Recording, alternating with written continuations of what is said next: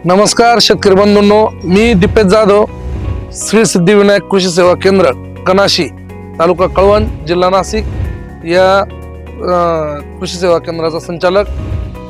मी गोळाखाल या गावात राजेंद्र पवार या शेतकऱ्याच्या मळ्यामध्ये पीक पाहणीसाठी आलो आहे।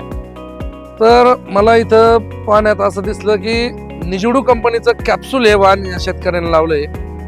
या वाणामध्ये या वाणाचे वैशिष्ट्य असे की याचे जे कलर जो आहे, दाण्याचा जो कलर आहे नारंगी आहे, शिवाय याचे जे दाण्याप्रमाणे म्हणजे नावाप्रमाणे कॅप्सूल दाणा आहे, उंच टोकापर्यंत भरलेलं कणीस आहे। दुसरी गोष्ट म्हणजे याची जी उंची आहे ती मध्यम स्वरूपाची असून जे की शेतकऱ्यांना जो प्रॉब्लेम आहे उंच वाण जे म्हणतो आपण, उंच वाण जे पडतात तो प्रकार याच्यात दिसत नाही।